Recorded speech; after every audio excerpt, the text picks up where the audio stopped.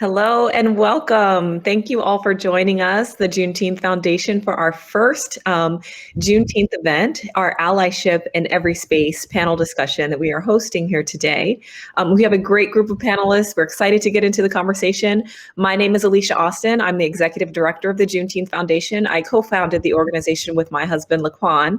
We're really excited about the events of the weekend. We're more excited about what we've already accomplished in having Juneteenth actually recognized now as a federal holiday. It's a great accomplishment. We're so excited to get into the celebration, but let's get started here first with a really thoughtful and needed conversation about allyship. I want to introduce all of our panelists. I'll introduce them by name and then allow them to talk a little bit about themselves. Starting first, Marina Shoemaker from General Motors. Thank you for being here. Thank you, and thank you to the Juneteenth Foundation for, really putting on a very timely and very important event. We really appreciate being a part of this. Good afternoon, everyone, or good morning, as the case may be. I'm Marina Shoemaker, and I'm the Director of Global Diversity and Inclusion Strategies for General Motors. And I would be remiss not to have a plug that this is the company with the ambitious goals of zero crashes, zero emissions, and zero congestions, with the aim of benefiting everyone globally. In my role, I'm responsible for helping shape a global workforce culture that embraces and models inclusion to advance how our company thinks about and innovatively responds to the changing demographics and needs of customers and employees worldwide. Thank you again for having me. Next, we'll have Caitlin Brewer. She represents Darkness to Light. Caitlin, can you tell us a little bit about your organization and your background? Absolutely. First, I do want to echo Marina and just say thank you so much to you and the Juneteenth Foundation for hosting this very historical event. It's a very exciting day for all of us. As you said, my name is Caitlin Brewer. I'm the president and CEO of Darkness to Light. We are an international organization that seeks to educate adults on how to prevent child sexual abuse. And yes, it is preventable. You may all be shaking your heads wondering. And so I just, I think it's an incredibly important conversation to be having in the child abuse and nonprofit space. And so I'm really excited to be here today to talk about, what we've done already, what we plan on doing, and how the child abuse industry in general can be better at being anti-racist. And next we have Clayton Harris. Clayton Harris joins us from Lyft. Clayton, can you tell us a little bit about your background? Absolutely. First and foremost, I too echo the outstanding opportunity to be here with the Juneteenth Foundation. Congratulations on getting that started. I'm very humbled to be here in the presence of these wonderful, wonderful leaders. My name is Clayton Harris III. I am the Director of Government Affairs and Public Policy for the Central United States for Lyft. Marina, a very good way to kick it off. And I'd be remiss too if I didn't state that Lyft's mission statement is to reconnect people through transportation and bring communities together, which I think will factor into a lot of the comments that I make today when we talk about what Juneteenth means. I am also a professor at the University of Chicago, where I teach policing race in America, black, white, and blue. And I told you I was going to do this. And I live on the south side of Chicago with my beautiful wife and two outstanding little boys. Thank you. That's awesome. So right before we just jump into our questions, a few housekeeping notes. We are joined here on the AirMeet platform. I thank you all for trying this out if you haven't already tried it before. A few things just to note, there is a chat function within this panel today, so feel free to drop your questions if you have any. I'll attempt to get to those after we get through the bulk of our initial questions here. And then also feel free to just jump in with new questions that you want to ask. The platform itself, AirMeet, it's meant to be very interactive. It'll be open all day. So feel free to jump in, kind of poke around, look at some of the information and things that we have listed. We will be having a career fair tomorrow. So some of the employer brands that we have listed there will have individual booths where you can seek additional information too. But I'll save a later pitch for tomorrow's event. Let's jump in to the discussion. And first and foremost, I want to pose to Clayton, why now? Why is diversity and inclusion coming to the forefront and arguably, somewhat late in the game? What would be your kind of perspective there? I very much appreciate the conversation and, the Juneteenth Foundation and this being signed into federal law yesterday. or whatnot. We've been celebrating this though since 1865, right? So why now all of a sudden? I would say that part of it is it's definitely upfront in the vision of everything that's going on in America. It's kind of in our faces, and it's hard to retreat back, or it's harder to retreat back. What I would say now is that beforehand there was less of a positive spin for a lot of things to be done corporately.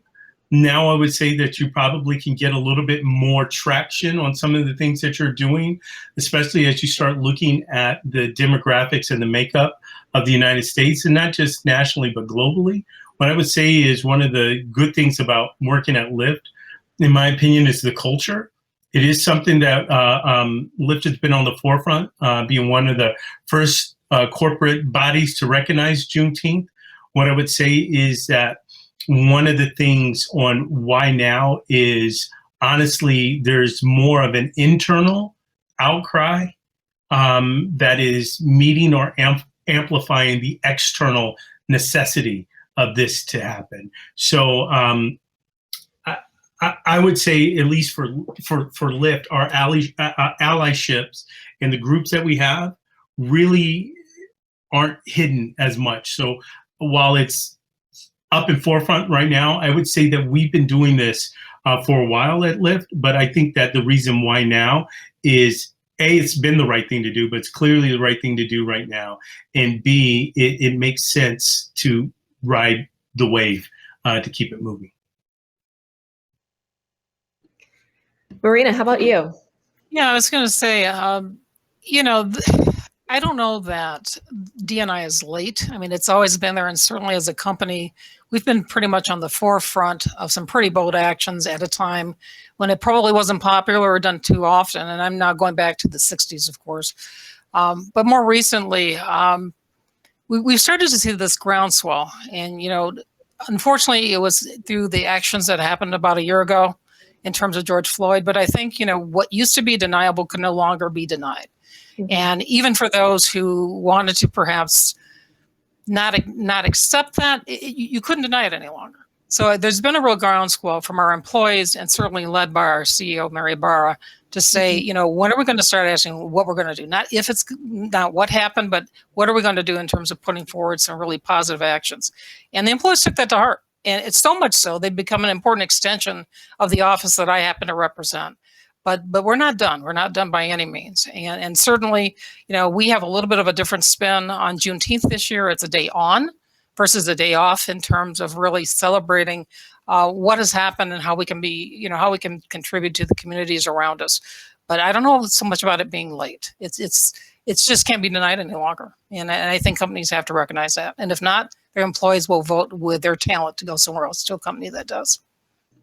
So very true. So very true. Caitlin, would you add any more to that? Yeah, thanks. I think clearly both answers are relevant in the nonprofit industry as well, which is where I come from. What I would say is that philanthropy plays a major role in what nonprofits are able to do and how they're able to engage with communities. And I think that there wasn't as much of a priority on this as there should have been from major philanthropic groups. I also think that we pay attention to what we research. And it's clearly historically, you know, been a lack of information around marginalized and vulnerable communities, particularly the Black, LGBTQ, Hispanic communities. And so, you know, pushing it, this groundswell has allowed a lot of nonprofits to force the conversation around studying the effects of community engagement. And so I think it's really important for us to be able to have the right information to make sure that we're going in with trauma-informed and applicable solutions to communities that we're working with. That's great. So I want to take a slightly deeper approach now, you know, looking at, you know, how can diversity and inclusion be a priority for companies when businesses really have other, you know, big issues that they're dealing with? You know, that could be market risk, you know, tightening budgets, you know, competitive industries. Why is diversity and inclusion something that should be brought as a priority element for, you know, companies, corporations, you know, even nonprofits that are still, you know, kind of looking at, here, I have to just, you know, keep the lights on? Which I'll jump in if it's okay. I don't know how companies, I don't even know how they can't not make it a priority. That's the bigger question for me. When you look at D&I at the highest level, it really applies to everything that we do, whether it's here in the United States or frankly, even globally, all the issues, how you enter new markets, how you tighten budgets, highly competitive industry and the talent, it's all being fueled really by what's happening in D&I. So, our path to innovation, for instance, starts with the people who come into our company and help to advance it. If we don't include the right folks, we're not going to come out with the right solutions, or certainly the solutions are not going to serve us all. And one of the new, our new, I don't want to call it a campaign because I think it's much larger than that, is everybody in. It's a huge challenge to our company to make sure that, no kidding, everybody is in fact in. So I think it forces you to think very differently about everything we do, including certainly the talent that we're bringing into the company. Well, I love that. If I can jump in, Alicia, what I would say too is we see, those questions, if there's a race for profitability, if, how do you maintain the business level and everything going on at Lyft? Our founders, both Jay-Z and Logan, have really made it. And I'm probably going to say this a lot. This is one of the things that attracted me to Lyft so much is the culture of Lyft. And they think that that's a false question, profit over people, that this or profit versus people. And it's just false because our profit is in our people. We profit off the fact that we are letting people supplement their incomes. We are letting people, do things that they were not allowed to do. We are letting people or giving them the opportunity for a type of financial freedom. So you can jump on the platform, drive for as long as you want, and then you can jump off and you've made this amount of money, or you can ride or drive, for as long as you need to make this amount of money. But you can also now on the other side of it, you can take this ride, right? We're cutting down on the environmental impact. You can jump on, transit bikes or scooters. So I think that when we look at the prioritization of people, I think that is a way to maximize, and maybe this is a very corporate and not sanctioned answer, but I think that's a very smart way to maximize profits because our value is in the people that we serve and that the people that serve through us. And when we look at our numbers, the minority or people who identify Black, brown, or otherwise as far as a minority, our drivers are over 76%. So it's just, it wouldn't make good business sense if that's all we were looking at, not to focus on diversity and inclusion. That's so true. I love how you stated that too. People are valuable, and looking at that as an aspect. I know this is a little utopian, but when I was preparing for this panel and I read that question, my note was, I don't actually think this question is relevant. And the reason why is because there has been so many studies and proof that organizations led by historically marginalized people, minorities, whatever, are so successful, in fact, beyond successful than those companies that are being led by, traditional white male leaders. And so I'm of the opinion that we don't even have to ask this question anymore. It has been proven over and over and over again that there is no difference, and there is a financial benefit to it above and beyond the moral and ethical demand that we should have as a society and a group of people. So I guess taking that spin then, if we're not kind of looking at that as the approach, how do we because we know there are companies and corporations, leaders within organizations that really don't care. How do we get our leadership teams on board with these D&I initiatives? What is the kind of pressure that we need to put on folks to help them better understand why this is important and what they need to do as individuals to, be better allies in the space? Well, I think some of what's, quite frankly, spurred a lot of companies to have to pay different notice, if you will, is what you're hearing from the investor community too. They're representing dollars of people who want to say, we heard you, but show us what you're doing. And all of us have certainly had to make a decision. Are you going to share or pull back the curtain or what? And certainly I'm very proud of our company for taking the stance, and certainly in our 2020 sustainability report, to share some where we are and frankly, where we need to improve. And I think when you can admit that, then you can move yourself closer to doing the things that you need to do, to correct that. In most cases, the CEO has got to take a stand on where he or she sits in terms of supporting this. And then the whole piece is around accountability. Clayton, you mentioned your kids. And as a parent myself, you can say anything you want, but once you demonstrate that there are actions behind the words that you've given, all of a sudden they're more reborn saying, I didn't think you'd do anything. So at some point, you can put out there that this will happen. Sadly, you may have to demonstrate that just to help people understand the seriousness of where you are in terms of supporting something, especially as important as DEI. Marina, I think you're 100% correct. And one of the things that I always go back to is one of the things my mom said when I was little. She said, at the end of the day, when all is said and done, she's like, normally more is said than done. And what I like about this company is that we do more than what we say. As a matter of fact, when I came in, I was just like, Lyft needs to pat themselves on the back a little bit more. And, the response was, we do a lot of good, but we don't do it necessarily for the publicity in it. I'm like, and I get that and I appreciate it. I really do. But sometimes people do need to know what you're doing. One of the things that we do at Lyft, which was a little unique when I came in, because I do DEI for a board that I serve on, kids above all, and it deals with foster kids, is DEI. But at Lyft, we call it I&D. And my question is, why do you put inclusion before diversity? And the response was, if we include everybody, if we include everyone, then the diversity is going to come because we're including everyone and we're looking at what's going on. And I was like, that's just smart. It's just smart. So it's culture. And for us, it is set by, these two white men, but they're so woke. They're so woke. These guys get it. And what they get is we're not the end all to be all, right? So they have this tech company and they know that they can do good with it or that they're doing good with it, but how do you do better?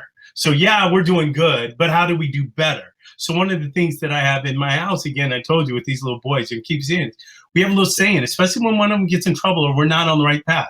I was like, now that you know better, what? The response is, I'll do better. Once you do better, what? I'll be better. And then my response is, be better. And that's what I feel like we do here at Lyft. We are trying our best to be better, inclusion and diversity. Yeah, I would agree, Clayton. The swing toward inclusion is huge right now because it really is the driver under everything. And the other thing that's finally getting its due is equity. Equity is that other piece that's got to come to the forefront in terms of saying not that we equality is wonderful, equity is much needed because everyone's at a different space. And how can you really help them really advance and become? I teach that in my school when we teach public policy. And teaching the policy, everyone's like, we're striving for equality. I was like, that's a horrible policy. Equality is not a good policy. Equity is a good policy. Now, equity might equal equality, but equality does not equal equity. So you go for equity. And when you incorporate that into a business sense as well, you're 100% correct, Marina, 100%. It's equity that we're going for. And then you can get equality when and where appropriate. Yeah, I think as an ally, you also need to be able to know what your non-negotiables are when you're moving into a job. So for instance, when I was being recruited for this position, I was walking into an organization that was all white staff, and we were supposedly teaching all adults how to prevent child sexual abuse. And my question to the board when I was being interviewed was, is there a reason why we do not have a diverse staff serving a diverse population? The reality is our hiring practices weren't open enough. We had all Charleston-based, individuals. We weren't hiring nationally at the time. And the board was very diverse, which I was intrigued and pleased by. But I think, if the board had come back to me and said, no, it's really not a problem, we don't understand sort of where your vision is, then my non-negotiable would have been like, whether I want this job or not, whether it's good for my career, I wouldn't have taken it because it doesn't sit with my values. And so I think as a job seeker, as an ally, as a leader in an industry, you have to be willing to ask those hard questions and push other leaders around you to be asking those hard questions too. I think that's wonderful. Caitlin, you're kind of tipping into the next kind of section that I wanted to cover off on, but, what are some of the specifics that you could share on, maybe some of the practices that you put in place, changes in diversity and inclusion that you've implemented as a part of, your nonprofit? Yeah, I mean, listen, I won't claim to be an expert. I'm learning every day. And so I think there's a couple different things. One, we have a DEI committee, which I'm about to change to IND because I love the fact that the focus is on inclusion. So thank you, Clayton. And that committee is basically a group of team members who said this means a lot to us. We'd like to figure out how we can both influence each other internally, but also change the landscape of child abuse prevention in the United States. And so how do we build our organization to change our hiring practices, to look at our KPIs and our metrics, with community-based work? How do we make sure that when we put anything out into the world that pertains to thought leadership, that it is it's coming from the voice of the individual who created that thought and that leadership, not me. I don't have to be the one who releases information all the time as the CEO of the company.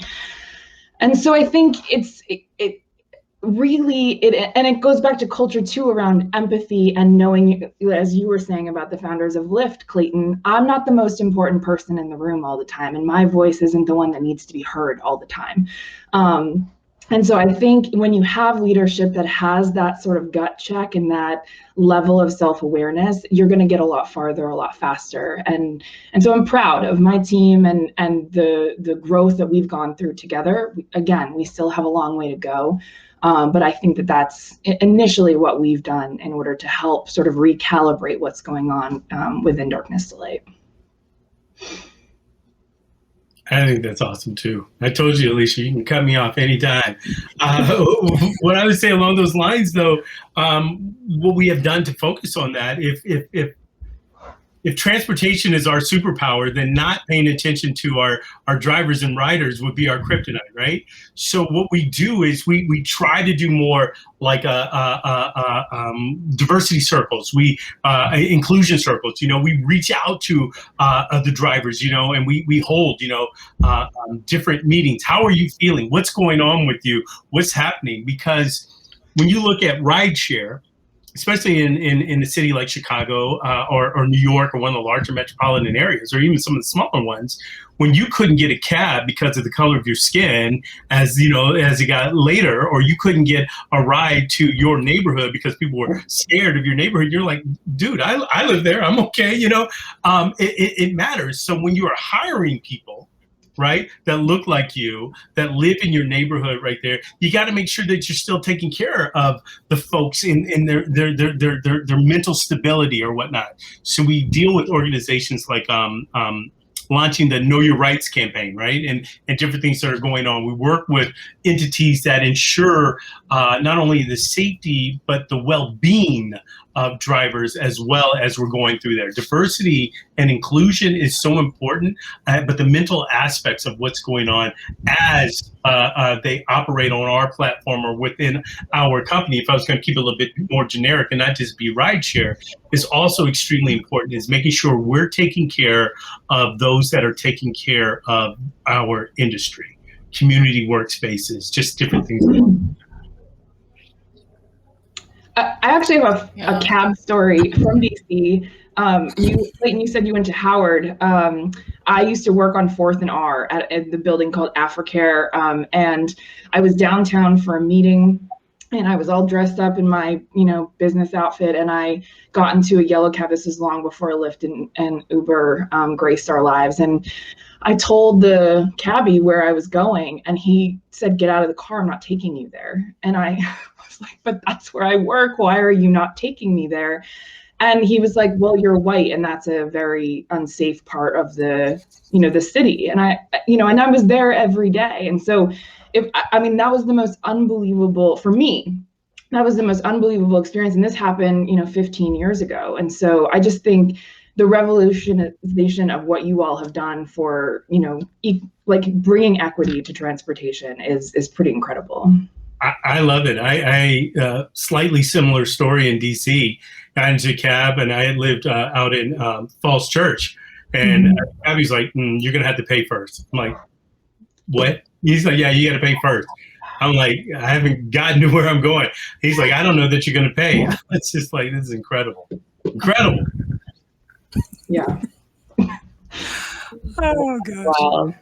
So point of caution for DC cabs, right? Two stories there.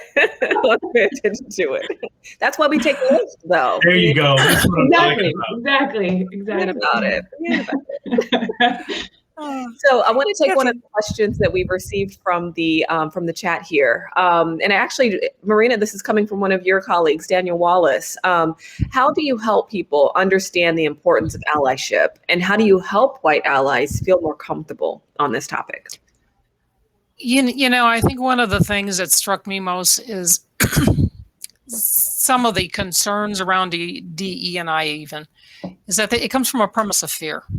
I think there's a belief that a focus on diversity and inclusion will be for the benefit of some, but at the detriment of others, when in fact the very opposite is what you're trying to achieve. And one of the things that I think that people have been able to get their heads around to maybe get them a little closer down the path is talking about exclusion. And I bring that up because, even in areas outside of the United States, while diversity may be different depending on who you're talking to, everyone understands the premise of exclusion. And so it becomes a different starting point to be able to help people understand, think of a time when. And it's surprising because some of those memories may be incredibly old, some pretty fresh, but everyone's experienced it somewhere along the way. And I've found just having that conversation with people opens the door a little bit more to helping them understand why it's important. And the question then becomes, so do you want to contribute to this? Or do you want to be someone who can advocate for including others? And I think through that, allyship is possible. I think that's awesome. One of the things I would add to that on how to incorporate more allies and to get them involved, and we had talked about a little bit, and I'll let Caitlin run with this one about the difference between being active and being proactive. So one of the things, dovetailing off of Marina, is you have to let people know that saying Black Lives Matter or white privilege is not an indictment. It doesn't mean that you've done something wrong. It's just the opposite. It's that I haven't done something wrong, so my life does matter. So, you have to disarm people, allies. You really do. And you have to, and I'll be honest, maybe I'm going too far, but as a Black man, and I'll just speak for this one Black man right here, it's sometimes it's taxing to have to tell someone it's okay for you to be, okay, so we can talk about me getting to be okay. All right. So now that we're good, let's talk about it. But I get it. And if we're going to have this conversation, and if we are going to move forward, everyone needs to know that it's a safe space and that you can come in, and in the proper sense of the word, you can come in with your ignorance, not knowing, right? Not you being bad. It doesn't mean you're a racist or anything like that. It means that, I am sure that at the end of time, when everyone stands wherever they believe they're going to stand, you will see, and again, let me just talk to me. I said some incredibly stupid things growing up, and it's because I didn't know better, right? I will guarantee you I said some things that if I said today in front of people in this panel, you would say that's hateful, misogynistic, maybe racist as well, or homophobic or whatnot, and it was because of my ignorance. I can tell you I never meant to hurt anyone. It was just me being stupid, or I just didn't know better. But now that I know better, it goes back, right? Now that you know better, do better. Now that you do better, you'll be better. But we got to have a safety zone so you can say this and I'll be like, okay, well, that's racist. So let's just talk about it now and move on. But it's not like, now you're the devil, or get out, or I'll never talk to you again, or I don't believe you, or I don't still love you. It's like you don't understand where we are. And we need things like this, Alicia. Honestly, I think the solution is more shared experiences. Come to church with me. Hey, let's go out and eat. Let's do this. Let's talk. Let's take a walk in the park. Let your kids play with my kids. They're just kids, right? Let's talk about it, and what you think, or why you think that. And let me just tell it. or what I think and why and let you dispel it. More shared experiences, and we got to disarm people. It's not an indictment. Yeah. Black Lives Matter is not an indictment. For sure. And you've got people afraid to who say, I'm afraid of saying the wrong thing. Well, if that's going to hold you back, we certainly can't go forward. And failing is learning in process. So as long as people try to put in context the intent of what's being delivered, you can go forward. I think we all know when we heard it with good intent and when we've heard it with not good intent. And I think that's a clear line that people think. But to be afraid to speak, to be afraid to say the wrong thing, I say the wrong thing all the time, and I'm in this space deeply. So, but my point is, we're all on a learning journey. Maybe some of us a little bit further than others. Yes. But the goal is to help each other along that path, and some will actually go around us and lead us as well. Yeah, I think that's exactly right. And in looking at, everyone's at a different place in the journey, and just that, like you mentioned, Clayton, not everyone just has that shared experience to know what it's like. I was talking with a friend of mine, and really challenged them on some of their thoughts. And, they were thinking more along the lines of, well, I'm not Black, so I can't necessarily put myself in your shoes. But I'm like, what's an experience? And this is me thinking to myself, what's an experience that they could walk into where they could maybe feel that a little bit? And so I challenged them. I said, well, COVID still is kind of, what it is. But maybe when some of these larger Black churches open up, I challenge you to walk into the Black church, as yourself, white female, just experience it. And that's a comfortable place. It's a safe, place, nothing threatening, about that. But to feel, you being in an environment where you are the minority, are feeling feelings of just like, is this a space where my voice can be heard, that, I'm not going to be judged? And you're not, it's a church, you wouldn't, right. But at the same rate, maybe that's an environment in which you could walk into to, have it be an example for what a lot of Black Americans walk through every day. So that's just a point. But Caitlin, did you have any more that you wanted to add? I do. I have so much I want to add. This idea that white people need to be comfortable in their growing process is probably my first point of contention. I don't think because you are challenged or because you are judged by someone that you shouldn't experience. It's not someone's job to make you comfortable. Right. And so I'll talk about it from my own experience. I'm part of the LGBTQ community. And so I understand that when people don't know how to interact with me, and I would even argue that I have privilege in the LGBTQ community because I pass as a straight white woman. People don't know that I'm gay.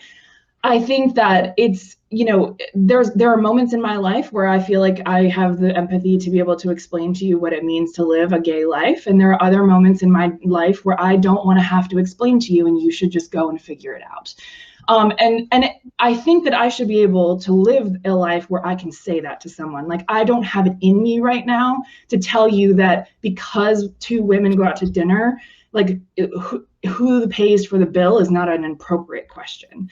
And so I think when you're thinking about that in terms of allyship for any group, think about what your responsibility is. Why do you assume that the person who's being marginalized has to make you feel comfortable? That in and of itself is privilege. And that's where we talk about, so whether it's white privilege or gay privilege, it doesn't matter what the privilege is, it's that you're coming to this conversation with the assumption that you are the one that needs to be explained to, versus going out and seeking the information that is readily available.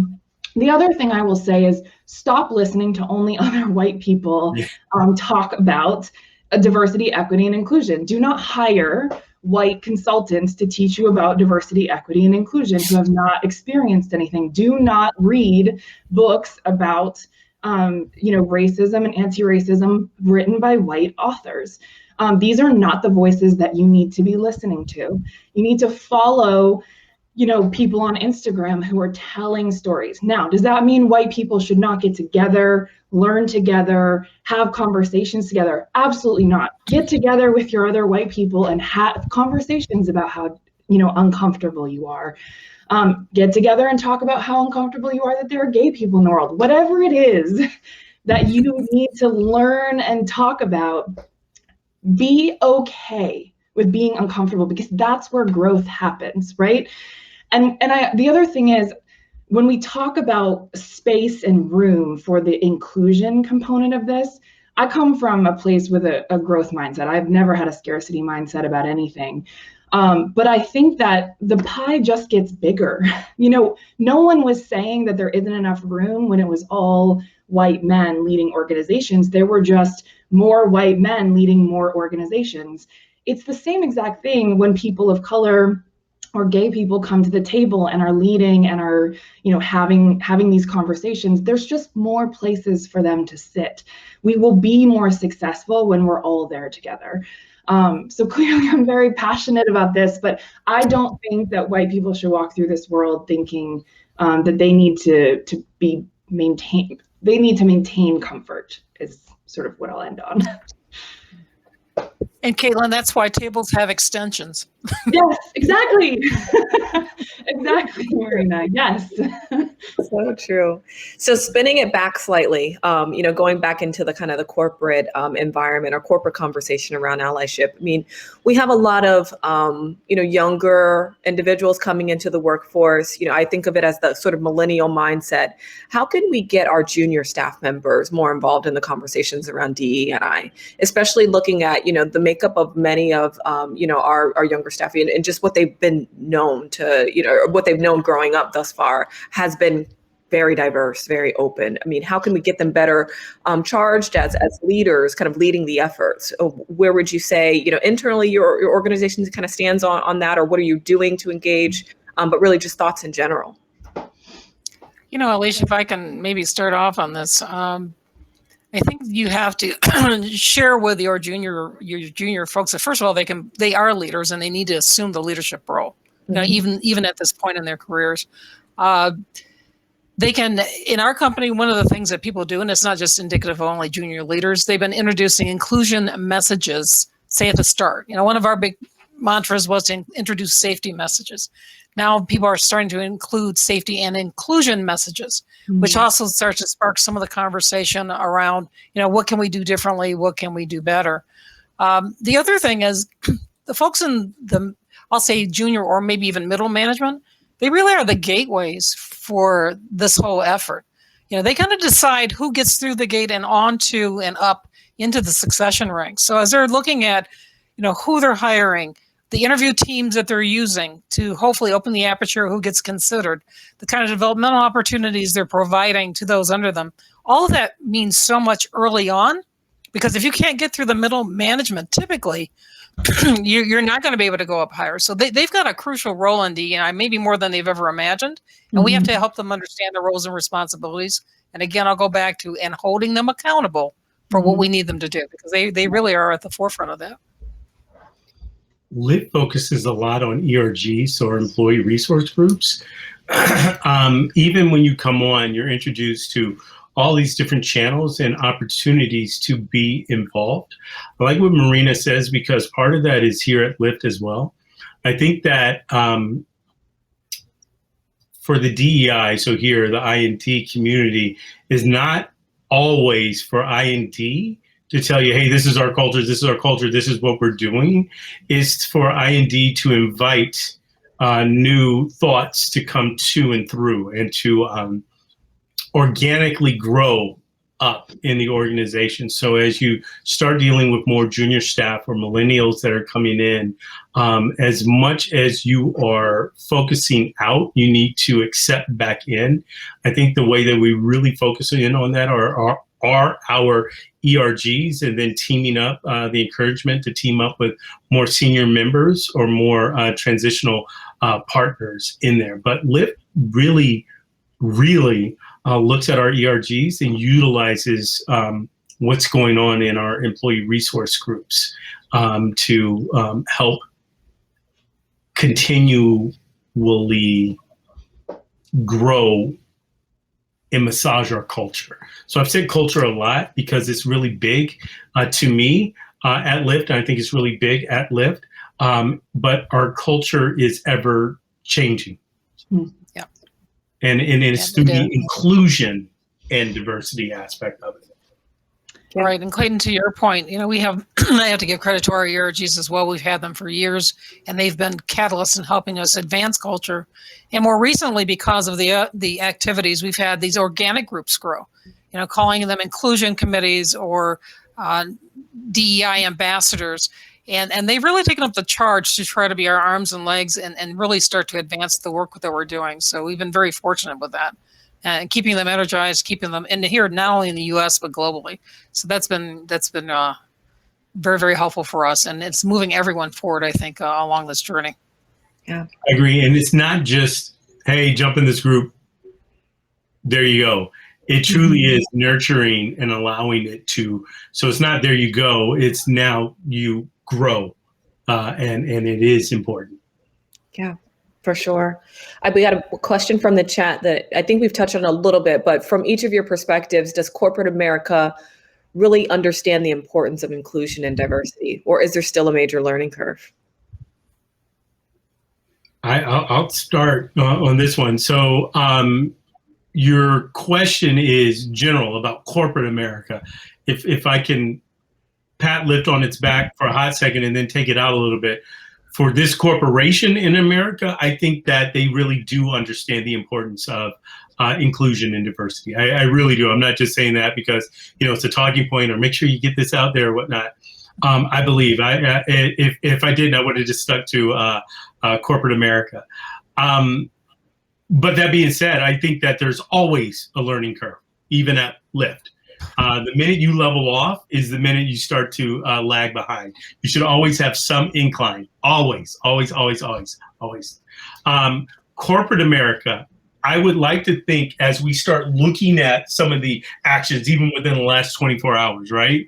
But one of the things, making Juneteenth a federal holiday is outstanding, but prohibiting Juneteenth being taught in school, so the question that's corporate America, which belies what's going on with America, truly understand the importance of inclusion and diversity. I want to say yes.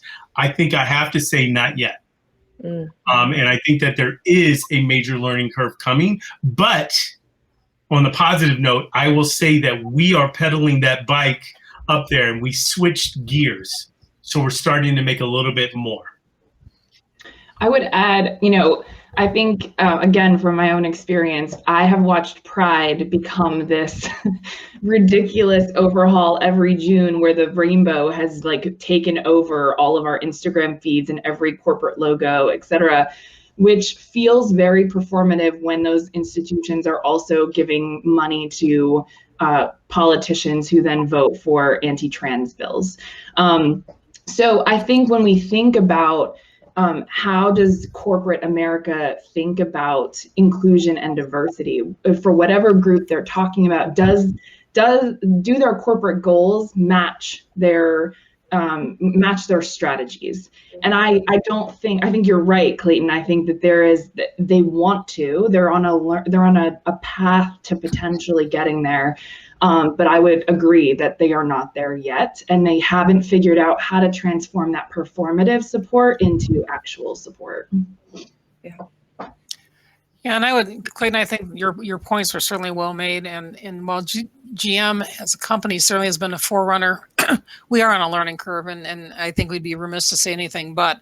The one thing, though, that we also recognize is DEI cannot be resident just what's going on inside this company. As a corporate citizen, we have to take DEI into the community, and it becomes incredibly important, especially the communities where we live and work, to be able to really address those other issues that can stand in the way. The whole social disparity issues around health, education, economic opportunity, all those things factor into our future.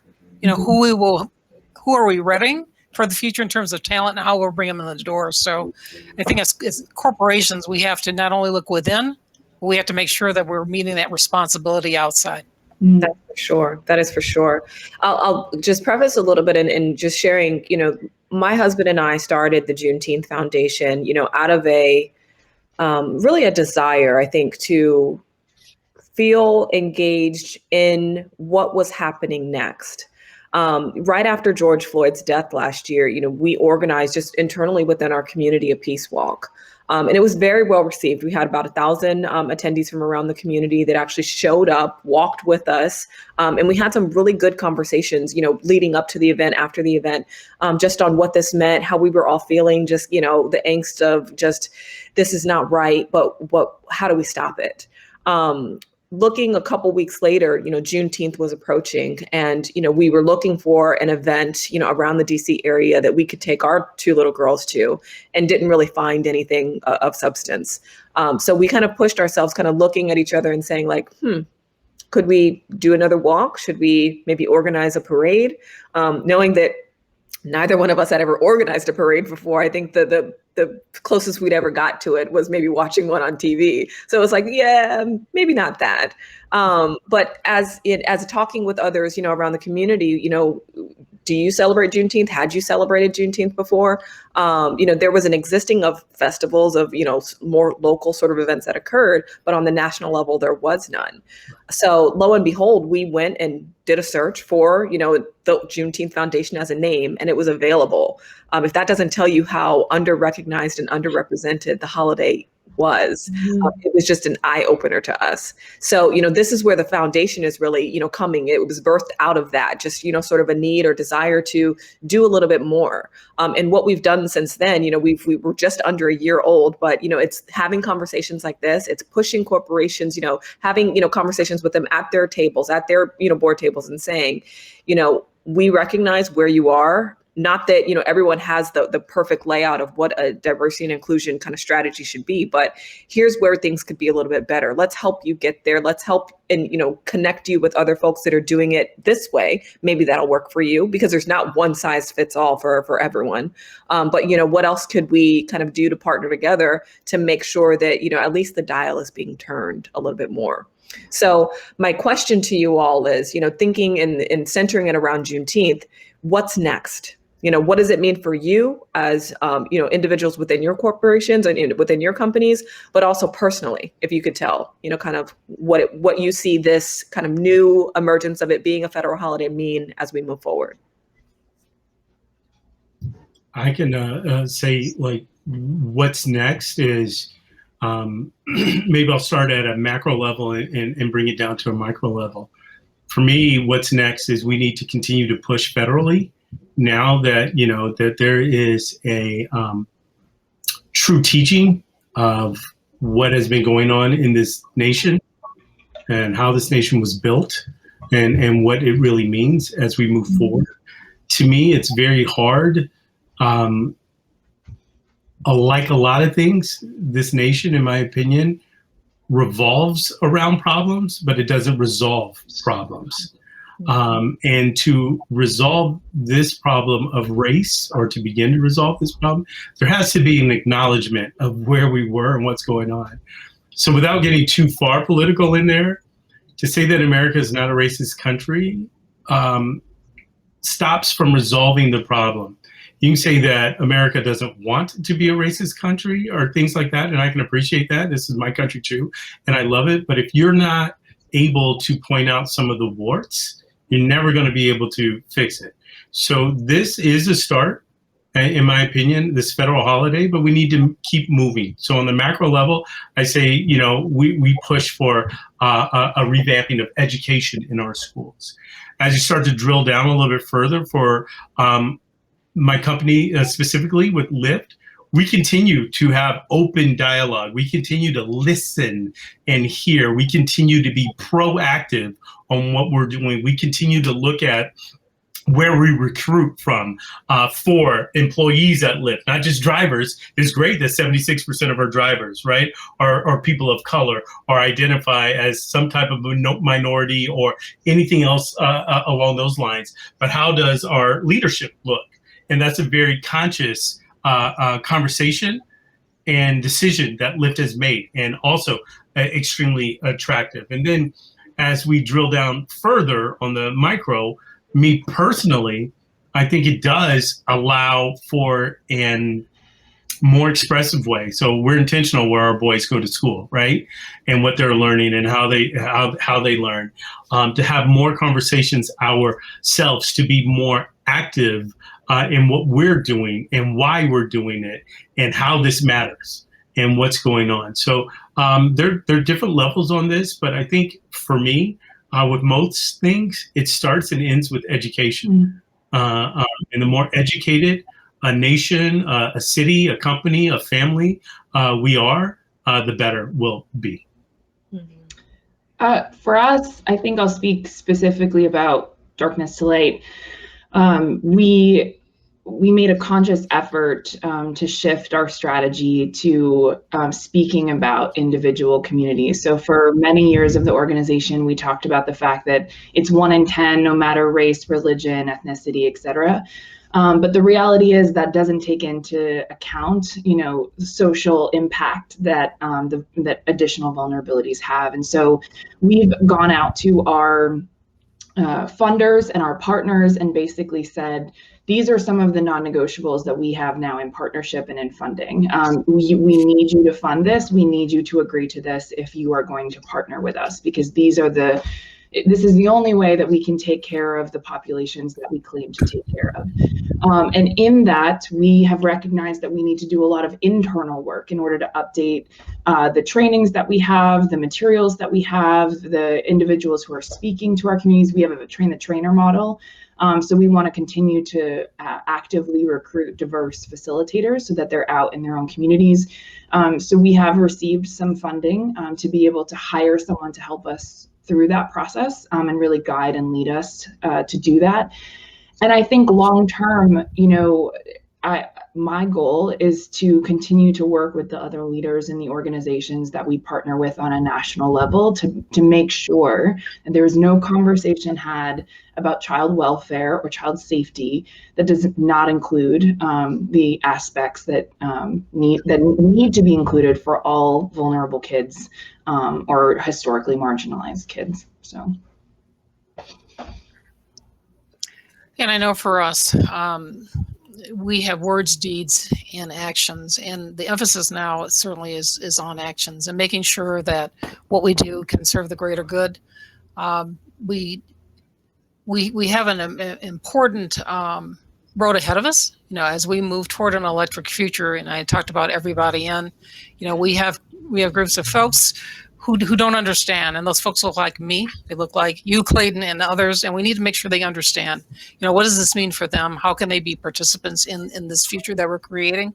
And it's incumbent on us to make sure that they're not left behind, because if to do so would be a direct affront to the thing that we're trying to accomplish. But again, it's the actions behind it, and how do we continue to move forward from here? Like I said, this year for us, it's a day on, not a day off. But it's not just one day; it's got to be 365 days of on. So we have a lot ahead of us, but we're looking forward to both the challenge and seeing this, hopefully the silver lining on the other side.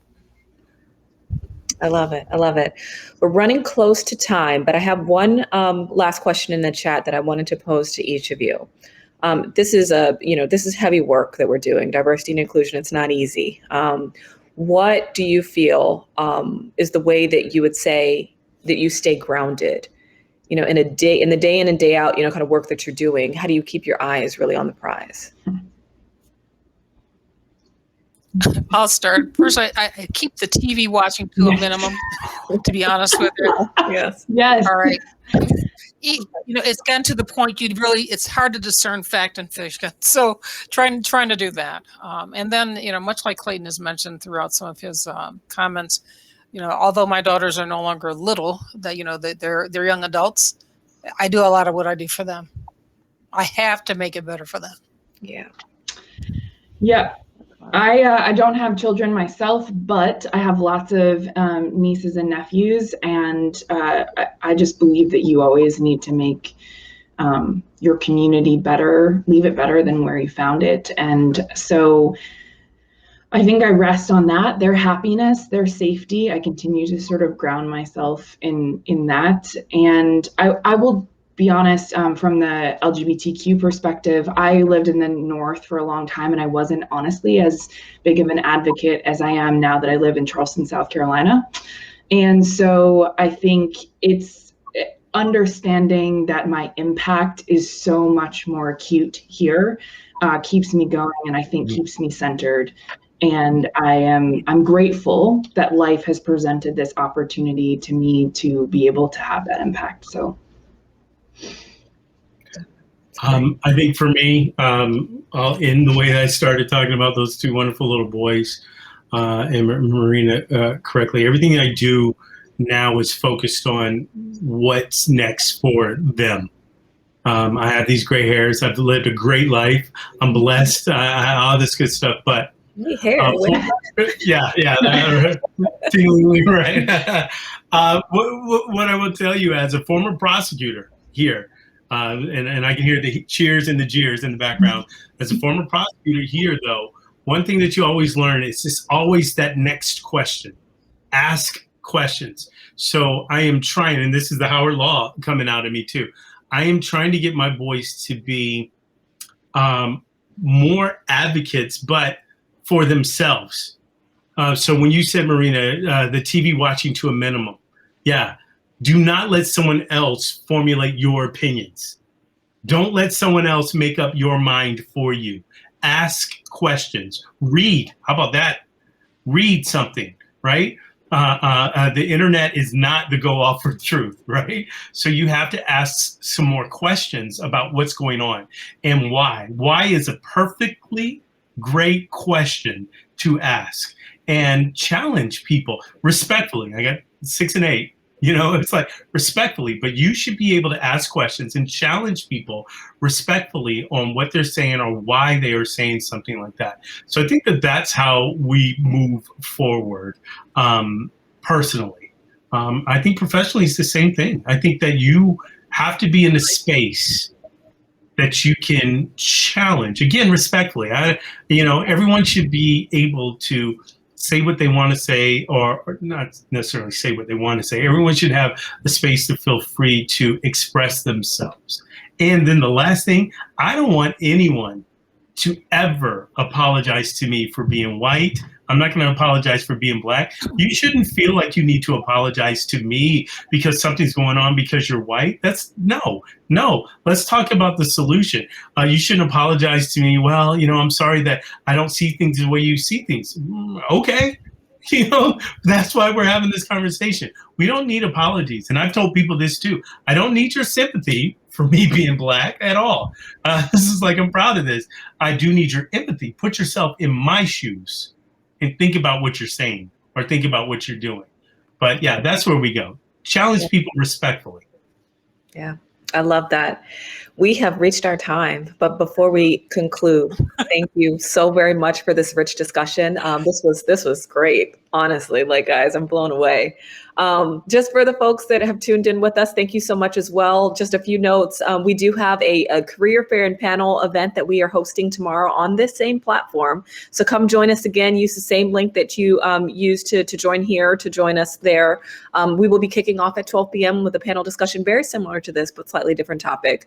And then we're going to break out into some sessions with our employers that are joining us to have some richer discussion around, industry specific topics, how you can get jobs, different resources, different tips, and different, stories about how people got really to where they are. So I encourage you all to meet us back here, take this conversation and share it with 5 other people. And then we can really get to where we need to be. So I thank you all so much.